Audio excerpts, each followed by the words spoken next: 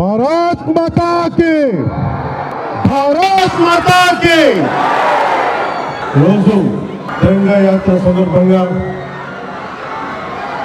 మన ఆంధ్రప్రదేశ్ విజయవాడలో ఇక్కడికి విచ్చేసిన తెలంగాణ యాత్రకి మద్దతు తెలుపుతున్న సమస్త ప్రజానికానికి, ఆడపడుచులకి, అక్క చెల్లెలకి, అన్నదమ్ములకి, ప్రతి ఒక్కరికి పేరు పేరున హృదయపూర్వక నమస్కారం.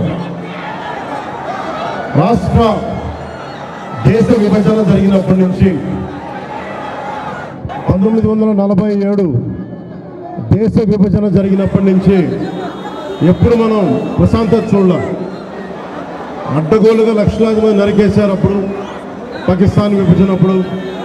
ఆ రోజు నుంచి ఈ రోజు దాకా ఏదో ఒక సందర్భంలో వాళ్ళ దేశాన్ని, పాకిస్తాన్ని వాళ్ళు ఏలుకోలేక బలపడుతున్న మన దేశం, అభివృద్ధి చెందుతున్న మన దేశం ఎలాగైనా సరే దీన్ని వెనక్కి నెట్టాలి, అభివృద్ధిని ఆపాలి అనే ప్రయత్నాలు పాకిస్తానీ కొన్ని దశాబ్దాలుగా చూస్తున్నాం.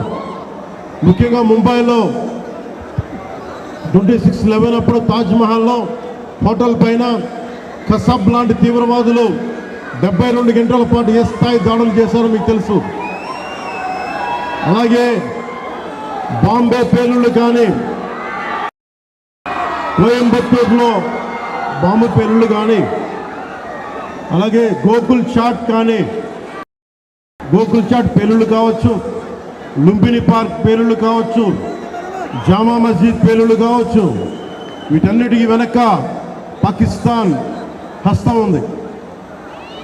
వారు ముఖ్యంగా ఒకవైపు సరిహద్దుల్లో మనం ఈ రోజున విజయవాడలో కూర్చొని, ఆంధ్రప్రదేశ్లో కూర్చొని మనం ఇట్లా తిరగలుగుతున్నామంటే జమ్మూ కాశ్మీర్లో కానీ, హర్యానాలో కానీ, రాజస్థాన్లో కానీ, సరిహద్దు రాష్ట్రాలు ఏవైనా సరే ఇంత ప్రశాంతత ఉండదు.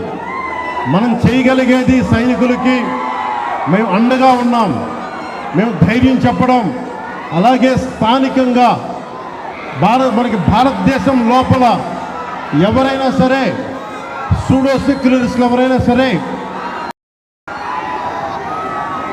సెక్యులరిజం పేరు మీద సూడో సెక్యులరిస్ట్ వాదులు ఇది భారతదేశ ఆర్మీని కానీ, డిఫెన్స్ ఫోర్సెస్ని కానీ బలహీనపరిచే విధంగా, హింసపరిచే విధంగా అలాంటి వ్యాఖ్యలు చేస్తే మటుకు మనందరి కర్తవ్యం వాళ్ళకి బలమైన జవాబు చెప్పడం, వాళ్ళు ఏ స్థాయి వ్యక్తులైనా కావచ్చు. ఇది మనందరం చాలా బలంగా నిర్ణయం తీసుకోవాలి, నిలబడాలి మన వాళ్ళ కోసం. అలాగే మురళీ నాయక్ 23 ఏళ్ళ కుర్రవాడు. మురళీ నాయక్ దేశం కోసం సినిమాలు చూడలా, సినిమాలు చాంటింగ్ చెప్పలా, భారత్ మాతాకి జై చెప్పాడు. ఎప్పుడైతే భారత్ మాతని ప్రేమిస్తారో వాళ్ళు నిజమైన దేశ పౌరులు. సినిమాలు రావచ్చు, సినిమాలు పోవచ్చు. మొన్న టీవీ ఇంటర్వ్యూలో కూడా చెప్పా, సెలబ్రిటీస్ ఎవరు మాట్లాడలేదు, హీరోలు ఎవరు మాట్లాడలేదు, బాలీవుడ్ హీరోస్ ఎవరు మాట్లాడలేదు అంటే వాళ్ళెవరు కూడా దేశాన్ని నడిపే వ్యక్తులు కాదు. They are mere entertainers, they are good performers. అంతకు మించి సెలబ్రిటీస్ గురించి దేశభక్తిని ఆశించకండి. దేశభక్తి ఇక్కడ ఉంది. ఒక మురళీ నాయక్ లాంటి వాడు, 23 ఏళ్ళ కుర్రవాడు, పోతే సైనికుడిగా పోవాలి, దేశాన్ని కాపాడుతూ పోవాలి. అలాంటి మురళికి మనం ఏం చెప్పగలం? తల్లిదండ్రులకి ఏం చెప్పగలం? ఒకటి దేశం కోసం ప్రాణాలు ఒడ్డేసి వెళ్ళిపోయిన మురళీ నాయక్ ఆత్మకి శాంతి కలగాలని కోరుకుంటూ, నిరంతరం మన గౌరవ ప్రధాని శ్రీ నరేంద్ర మోదీ గారికి ఎల్లప్పుడూ వెన్నంటే ఉంటాం, అండగా ఉంటాం అని తెలియజేసుకుంటూ,